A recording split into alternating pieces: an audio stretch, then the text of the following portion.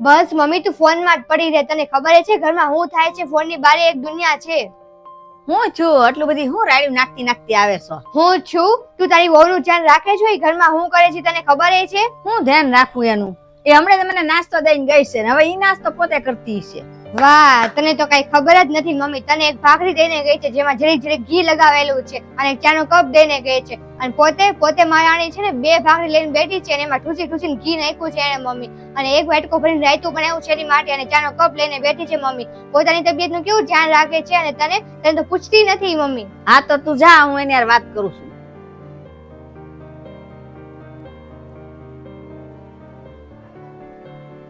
બસ તું ફોન લઈને આવી બેઠી રે મમ્મી. ઘરમાં શું થાય છે હું નહીં તારે કઈ જોવાનું જ નહીં મમ્મી. હું મારી એકલીનું કામ છે કે ઘરમાં બધે ફેરા રાખું, જેણા રાખું કે કોણ હું કરે છે હું નથી કરતું મમ્મી? તું તો કઈ જોતી જ નથી. હવે શું થઈ ગયું? છેલ્લા 1.5 કલાકથી ના મમ્મી હારે ના રૂમમાં વાત કરે છે મમ્મી. હું કેટલા ધક્કા ખાય ના રૂમની આગળ પાછળ ફેરા રાખું મમ્મી. તાર તો કઈ પડી જ નથી મમ્મી. અહીં બેઠું જ રહેવું છે તારે ફોન લઈને. કેમ ઘરનું કામ બધું કરી નાખ્યું છે તે ફોન લઈને બેઠી છે? હવે મને શું ખબર કે ઘરના કામ થયા છે કે નથી થયા મમ્મી? આખા ઘરનું ધ્યાન મારે જ રાખવાનું છે મમ્મી. હું આ ઘરની કામ વાળી છું કે આ ઘરની દીકરી છું મમ્મી? તને તો કઈ પડી જ નથી. તું તેનું ધ્યાન રાખતી જ નથી, કઈ જોતી જ નથી કે હું કરે છે હું નથી કરતી મમ્મી. એ આરામથી છે ને એના રૂમમાં ગાડીને એસી ચાલુ કરીને છે ને આ ઘરની એની માં આગળ છે ને ખોદરી ગયા રાખશે મમ્મી. હવે મારી ઉંમર થઈ ગઈ છે, હવે મારામાં તાકાત નથી કે હું એની વાહે ફર્યા કરું, ધ્યાન રાખ્યા કરું.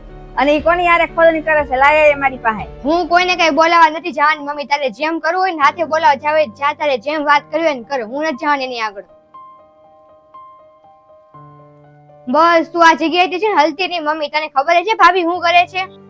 હવે શું થઈ ગયું? 10 વાગ્યાથી કપડા ધોવે છે. હવે પણ હું છું, હવે હું આટલો બધો ગુસ્સો કરે છો? તને ખબર છે મમ્મી આપણે બેના કપડા છે ને મેલા કાળા પાણીમાં વોશિંગ મશીનમાં ધોવે છે મમ્મી. એટલે આપણા કપડા છે ને સાફ નથી થતા મમ્મી. અને પોતાના પતિના કપડા છે ને મસ્ત ચોખ્ખા પાણીમાં પહેલા ધોઈ નાખે છે, મૂકવી નાખે છે મમ્મી. અને એને કઈ પડી નથી મમ્મી. આરામથી ના રૂમમાં જઈને એસી ચાલુ કરીને ફોન ઘુમડે છે મમ્મી. અને આપણા બેના કપડા છે ને વોશિંગ મશીનમાં મેલા પાણીમાં છે ને ફેરા રાખે છે મમ્મી. આ બધું તારા લીધે જ છે. તું કઈ ધ્યાન રાખતી જ નથી. આવી રીતે ફોન લઈને બેઠી જા છો મમ્મી. તું ઘરનું કઈ ધ્યાન જ નથી રાખતી મમ્મી. શું થાય છે કોણ હું કરે છે મમ્મી? આ ફોન ની બારે એક દુનિયા હોય છે તો એની ઉપર ધ્યાન રાખ મમ્મી. હું ક્યાં લગી આવું કર્યા રાખીશ મમ્મી? હું આજે છું ને કાલે નથી. મારું આખી જિંદગી યાદ કરવાનું મમ્મી. એને તો કઈ ફરક પડતો નથી. વીજળીના બિલના પૈસા મારા ભાઈ આપે છે ઈ નહીં. તો હું શું કરું? આટલી ઉંમર એની વાહ ફેર્યા કરું.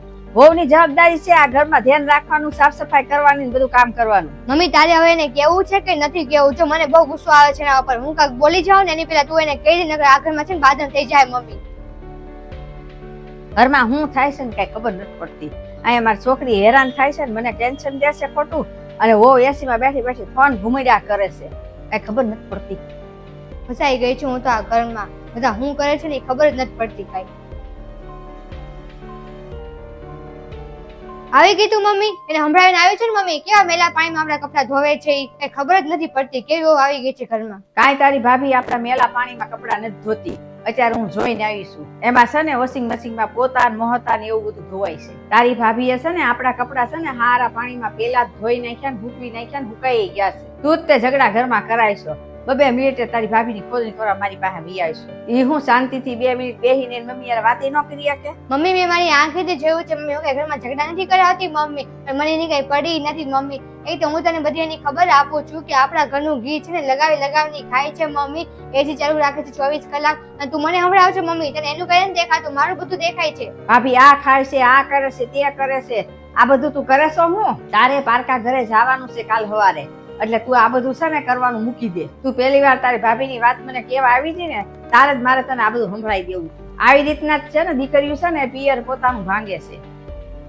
આવું બધું કરીશ ને તો ભવિષ્યમાં છે ને તારે પિયરી આવું મોંઘું પડી જાય. એટલે હું કઉ છું તારો સ્વભાવ સારો રાખ ને તારી ભાભી યારે સારી રીતે રહે તો જ તે ભવિષ્યમાં તારું પિયર રહે. આ પાકું છે ને સાસુ અને વહુ બે મળી ગયા છે. મારે કઈ નથી સાંભળવું તારું. એને બિહાડીને અહીં તું ખડાય રાખ. હું જાઉં છું. મારે તારું કઈ નથી સાંભળવું.